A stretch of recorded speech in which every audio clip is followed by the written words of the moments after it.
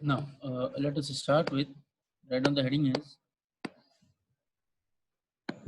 rank of a matrix. यहाँ से actual में लीनियर वाला पार्ट स्टार्ट होता है. Right on the heading is rank of a matrix. The rank of a matrix can be applied for any order of the matrix. Need not compulsory be a square matrix. ये कोई जरूरी नहीं है कि square matrix ही हो, किसी के लिए भी rank calculate किया जा सकता है. I'm starting with an example. For example, A, this is nothing but simply 1, 2, 3, 4, 5, 6. Not 4, 5, 6. 2, this is 2, this is 4, and this is 6. This is 3, this is 6, this is 9. Say for example, अच्छा ऐसे जो हैं ये रो हैं R1, ये R2, ये R3, 3 रो हैं. ये वाला जो मैं खड़ा कर रहा हूँ ये कॉलम 1 है, ये कॉलम 2 है, ये column it is nothing but 3. अच्छा, मैं जो कार्यवाही रो के लिए करूंगा वो कार्यवाही कॉलम के लिए भी हो सकती है, लेकिन some limitations are there that I will tell you later on. Clear है? पर तो हम लोग बेसिकली रो ऑपरेशन ही यूज करेंगे. कॉलम ऑपरेशन के लिए भी आप सेम कार्यवाही सेम चीज जो है कॉलम के लिए भी कर सकते हैं, लेकिन प्रेफर ये होगा कि कॉलम के लिए मत करिए. क्लियर है यहाँ पर? क्योंकि मैं आगे तरीका आपको बता दूंगा. क्लियर है यहाँ पर? बात समझ में? आगे चलते हैं. तो this is 1, this is 2, this is 3, this is 2, this is 4, this is 6, this is 3, this is 6, this is 9. And this is nothing, this is simply R1, this is R2, this is nothing but simply R3. What I'm telling is R2 can be obtained. R2 को बनाया जा सकता है अगर हम R1 को दोगुना multiply कर दें. इसका मतलब R2 जो है ये जो है twice of it is nothing but simply R1 है. क्लियर है यहाँ पर? बात समझ में आया? R3 को भी आप बना सकते हैं R1 से. अगर R1 को 3 से मल्टीप्लाई कर दिया जाए, इसको 3 से मल्टीप्लाई कर दीजिए. 3 1 जार 3 ये आ जाएगा, 3 2 जार 6 6 आ जाएगा, 3 3 जार 9 आ जाएगा. क्लियर है यहाँ पर? बात समझ में आया? R3 जो है मैं कह सकता हूँ this is nothing but simply 3 times R1. Clear है यहाँ पर? बात समझ में आया? अब जरा सा आप ध्यान से देखिए आप. अच्छा, यहाँ भी ऑर्डर 1 है R2 का, R1 का भी ऑर्डर 1 है, यहाँ R3 का ऑर्डर 1 है, यहाँ R1 का ऑर्डर 1 है. मैं ये कहना चाह रहा हूँ R1 पे स्क्वायर आ जाता, R2 पे स्क्वायर आ जाता या R3 पे स्क्वायर आ जाता, तब ये नॉन लीनियर कहलाते. क्लियर है यहाँ पर? बात. लेकिन आज चूंकि सबका R1 की पावर तो 1 ही है ना. देखिए यहाँ पे पावर 1 है. 2 से 3 से मल्टीप्लाई होने से कोई फर्क नहीं पड़ता. क्लियर है यहाँ पर? बात समझ में है? तो यहाँ पर जो रिलेशन है that is the linear relation. Clear है यहाँ पर? बात समझ में? लीनियर. हाँ, R1 का स्क्वायर आ जाता, R1 का क्यूब आ जाता, तो इस तरह से नॉन लीनियर रिलेशन हो जाते. क्लियर? अब मैं आपसे ये कहना चाह रहा हूँ R2 को भी दोगुना R1 से मल्टीप्लाई करके बनाया जा सकता है.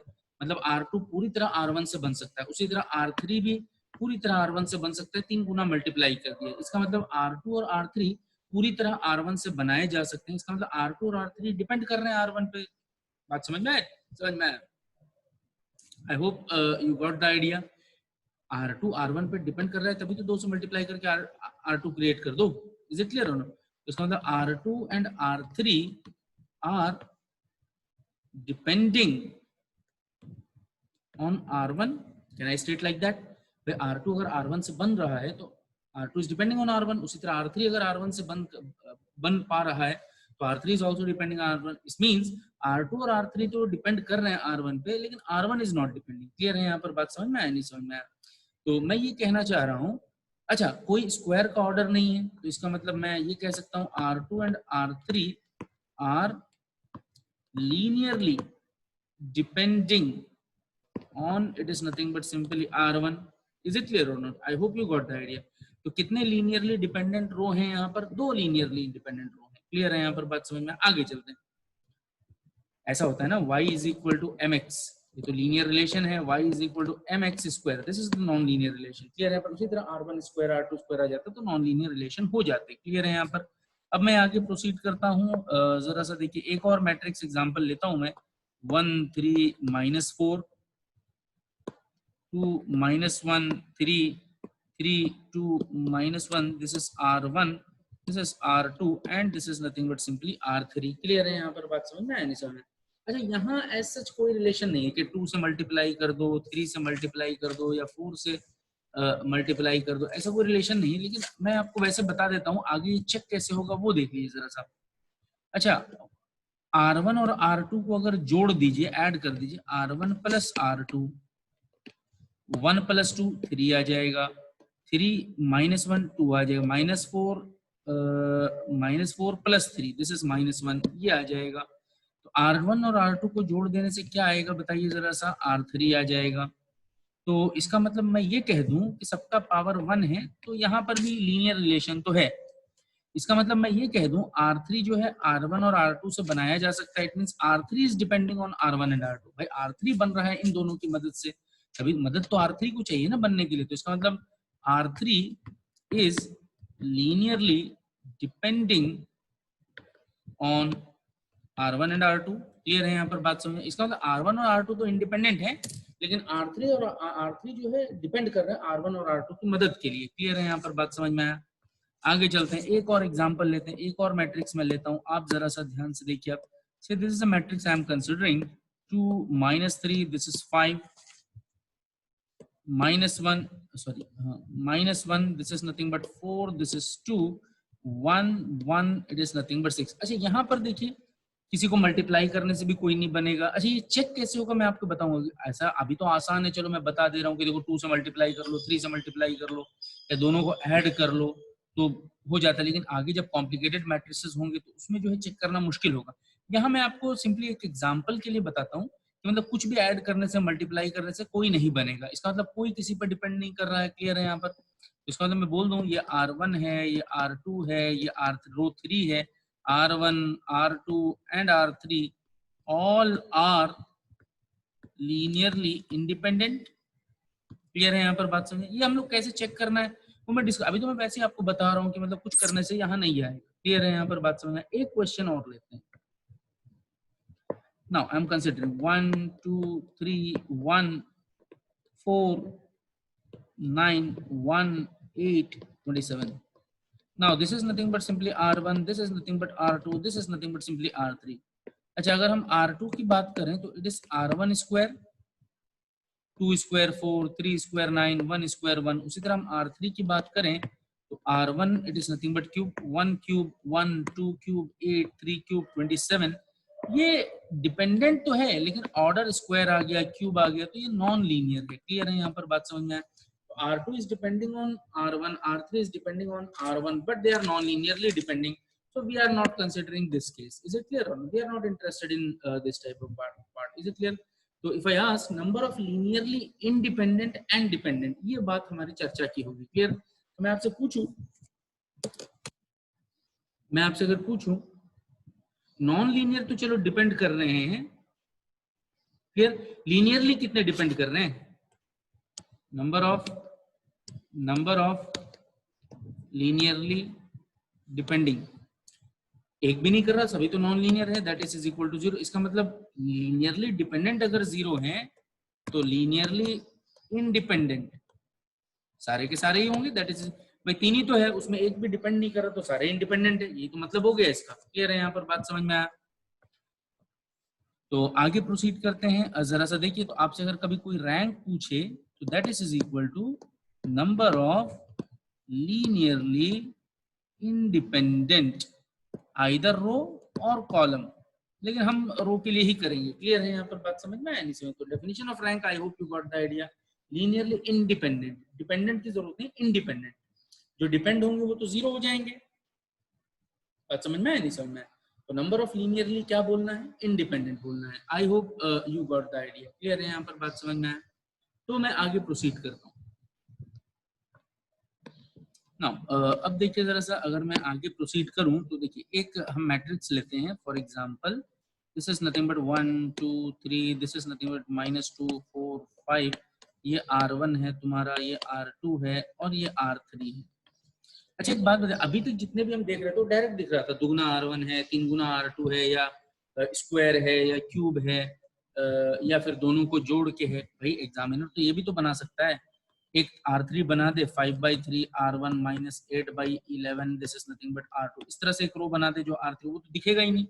अभी भाई इतना टफ हमारा दिमाग थोड़ी चलेगा कि हम इतना कॉम्प्लिकेटेड इक्वेशन को हम पता कर लेंगे 8/5 से मल्टीप्लाई किया है, फिर 5/3 से मल्टीप्लाई करके दोनों का माइनस किया। वो मुश्किल होता है देखना। क्लियर है यहाँ पर? तो इसको चेक करने का एक मेथड है जो हम लोग आगे भी डिस्कस करेंगे। क्लियर है यहाँ पर? उससे पहले मैं आपसे एक सवाल करता हूँ, देखिए जरा सा।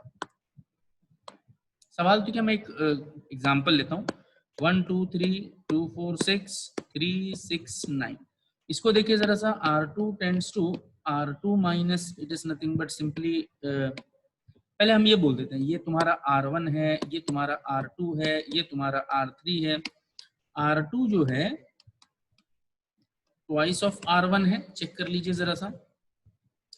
R3 जो है थ्राइस ऑफ R1 है, अगर ये चेक कर लीजिए, ट्वाइस, ये वाला ट्वाइस है, ट्वाइस R1 R2, तो 2R1 2 माइनस 2, ये 2 हो जाएगा।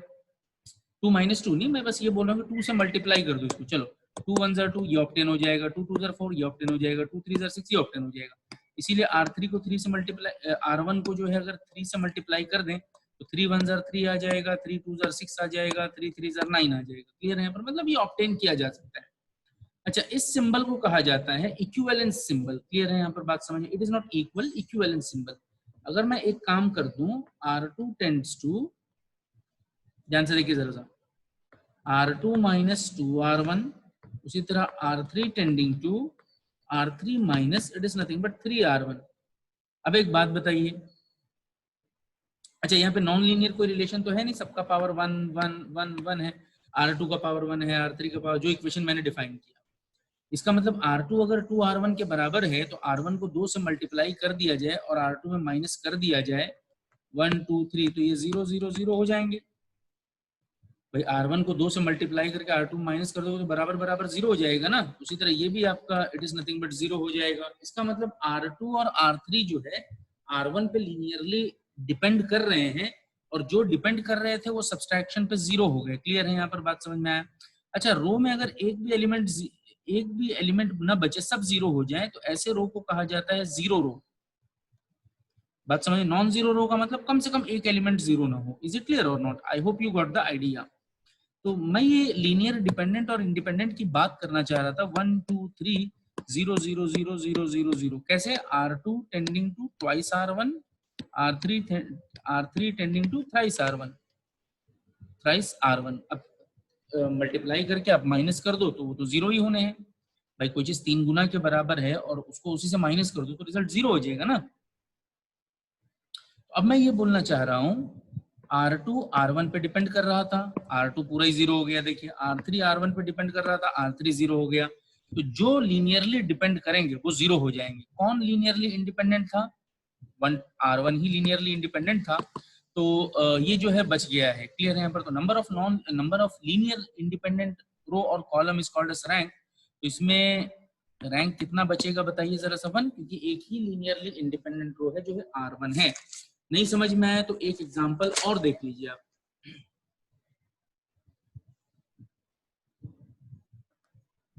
ना, जिसको नहीं समझ में आया एक एग्जांपल और देखो।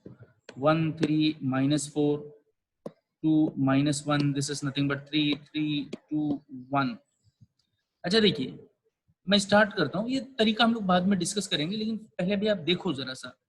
मैं ये कहना चाह रहा हूँ, आप इसको जरा सा ध्यान से देखिए आप।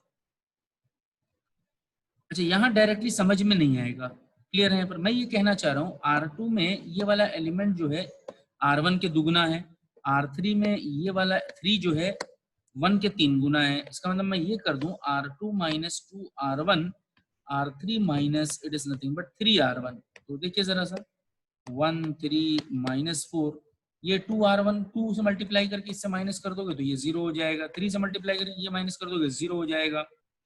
अच्छा, 2 3 जार 6, minus 1 minus 6, R2 minus 2R1, that is equal to minus 7। अच्छा, 2 से मल्टीप्लाई करिए, 2 4 जार 8, माइनस 8, ठीक है ना? Minus 8, R2 minus 2R1, 3 minus of minus 8, that is nothing but 11। Similarly R3 वाला भी कैलकुलेट करिए, minus 7, this is nothing but simply 11, ये आ जाएगा। अच्छा, अब जरा सा देखिए जरा सा, R3 minus, it is nothing but simply R2, direct कर देता हूँ, बराबर बराबर दिख रहे हैं। तो ये रिजल्ट आ जाएगा आपका, इक्वल है ना, दोनों को माइनस कर दो 0 हो जाएगा। 1 3 माइनस 4 0 माइनस 7 11, ये 0 0 0 हो गया। अच्छा, अब देखते भाई, इसमें डायरेक्टली तो पता नहीं चल सकता, इतने इक्वेशन डिफाइन हो गए, 3 4 इक्वेशन। लेकिन हाँ, हमारे पास डेफिनेशन है कि जो रो कंप्लीटली 0 हो जाएगा वो इंडिपेंडेंट होगा, जैसे पिछले वाले केस में यहाँ देखिए जरा सा 2 रो 0 हो गए थे, ये देखिए R2 और R3, ये गोल में जो कर रहा हूँ ये 0 हो गए थे, तो एक ही रो बचा था, वही लीनियरली इंडिपेंडेंट माना गया था। उसी तरह यहाँ आ जाइए, एक रो 0 हो गया है तो वो डिपेंड कर रहा है इसलिए 0 हो गया है। अब इन दोनों को तो 0 नहीं बनाया जा सकता, तो इसका मतलब ये दोनों इंडिपेंडेंट है। नंबर ऑफ लीनियरली इंडिपेंडेंट रो कितने हो गए बताइए? 2। तो इस केस में रैंक कितना हो गया बताइए जरा सा? 2 हो गया। मैं आगे प्रोसीड करता हूँ एक और एग्जांपल लेके, जिसको ना समझ में आया कोई बात नहीं।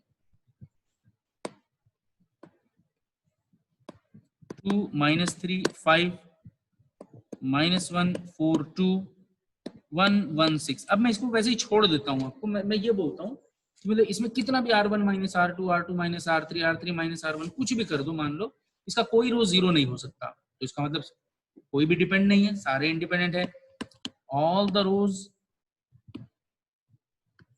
Are linearly independent. तो रैंक कितना हो गया बताइए जरा सा? अभी हम इसको कैलकुलेट करेंगे, लेकिन बस मैं इन जनरल आपको जो है बताना चाह रहा हूँ। तो डेफिनेशन आप और अच्छे से बोलिए। तो number of non zero either row और कॉलम, हम रो के लिए ही करते हैं, क्लियर है यहाँ पर बात समझ में? Is simply the rank of matrix. जो डिपेंड होगा वो 0 हो जाएगा। भाई मैं आप पे डिपेंड हो रहा हूँ तो आप मुझे जब चाहे खत्म कर सकते हैं, क्लियर है यहाँ पर बात समझ में आया? समझ में?